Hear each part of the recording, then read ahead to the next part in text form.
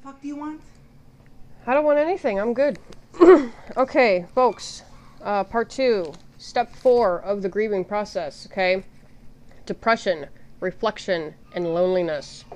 Okay? And I'm not reading off of the site that I'm looking up these steps, okay? Because I went through these several times. I'm actually kind of stuck in the middle of the grieving process over one loved one that I lost when I was 18, but that's for another time. Let's not go there. Anyway, so step 4, okay? You go through depression. You start to feel kind of like, my purpose on life is pretty much debunked. They're gone, What is there to live for now? You start to feel really hopeless, really helpless. Just, no one can possibly understand the way that I feel, so I'm pushing everybody away. Just, everybody leave me alone. Let me drown in my sorrows. And you'll maybe at this stage you'll self-medicate, or you'll go to the doctor and they'll prescribe you something to help you sleep. Different things. You're just kind of going through the motions in your everyday life, but in your head you're like, why am I still here? Why should I exist? This doesn't make any sense to me. This is, life is bullshit.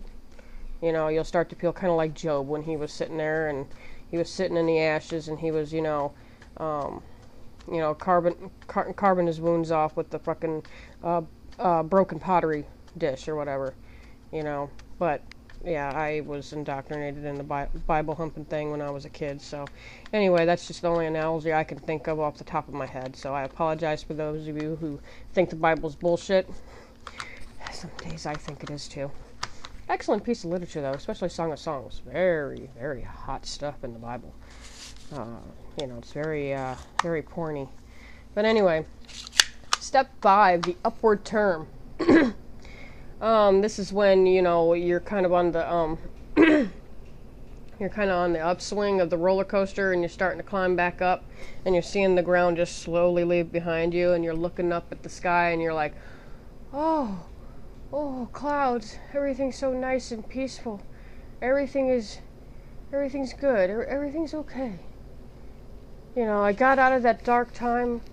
I'm out of that tunnel. I everything's light, everything's beautiful. Oh, the grass is so green. Oh my God, I missed the grass. I missed the flowers. Oh, look at that bird. That bird's so beautiful. Oh my God. And, things are positives. Things are starting to kind of, come back.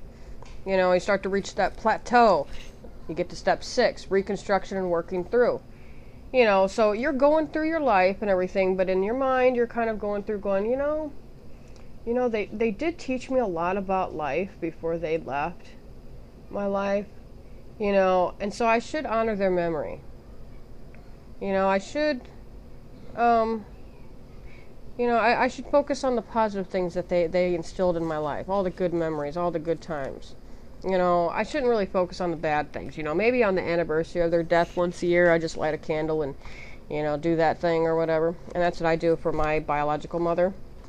Is I light a candle for her either on her birthday or the day after mine. Either her birthday or her death day.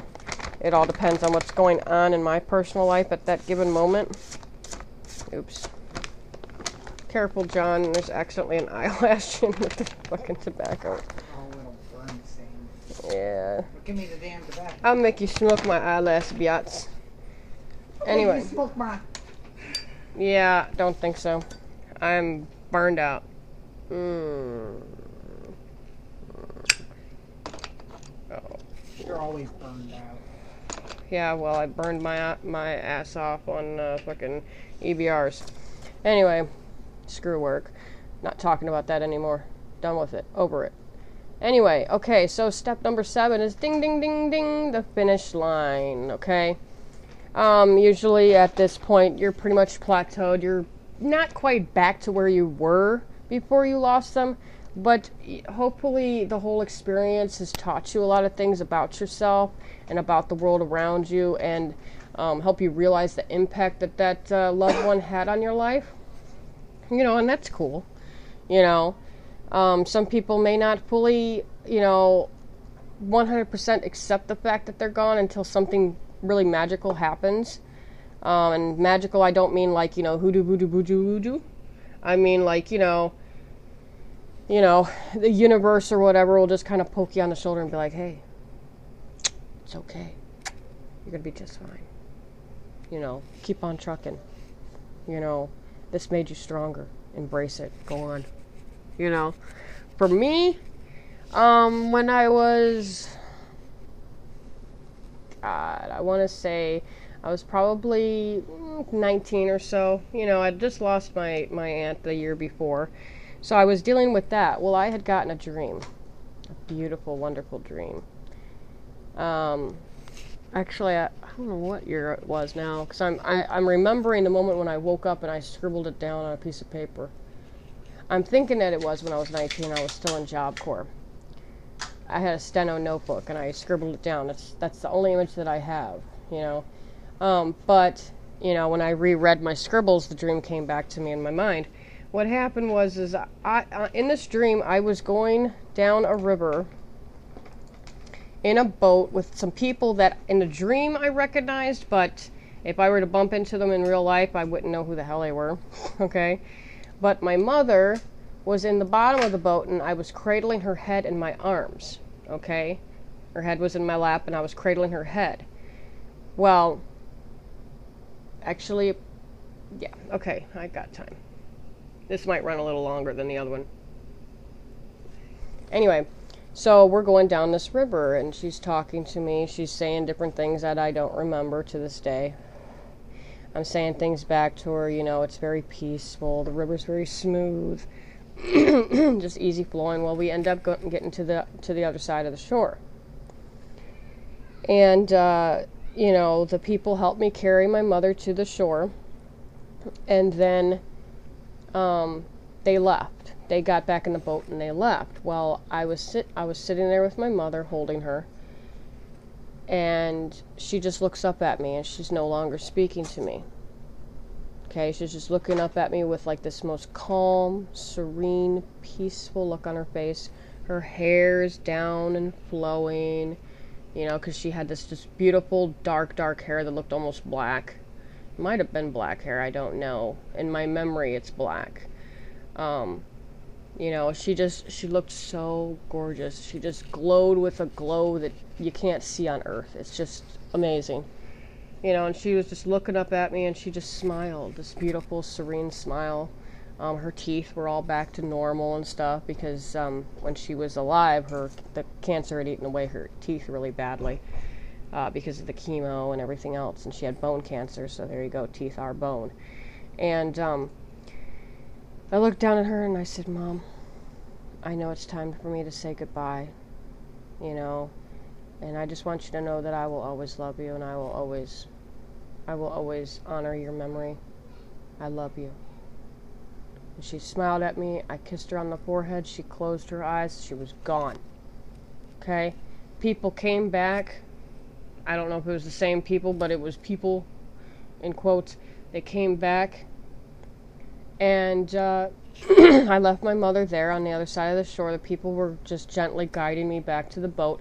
I'm crying, I'm screaming, I'm going through the whole pain and anguish stage. Mom, no, mommy, screaming the whole 9 yards. But then as soon as I got on the boat and we started to drift away, and the image of my mother laying on the beach, her body laying on the beach, started fading further and further from sight, I was just like, I finally got to say goodbye. And just like that, I woke up and was like, oh my God, I'm in stage 7. Oh my God, yes. Went to my counselor, and, as soon as I could that day, and just, practically tore her door off with the hinges and was like, guess what? I had a dream, and I told her all about it. And she's like, that's wonderful. That's great. That means you're in stage 7. I'm like, yeah, baby. And I was so pumped about it. Now, with my aunt, I'm still stuck in the denial stage. Okay? But whatever. I have my whole life to get over that. So, part 3 will be where I think our government is stuck as far as not being able to understand America as you know, the people of America, not the government of America. With the whole grieving process. So, coming soon, part 3.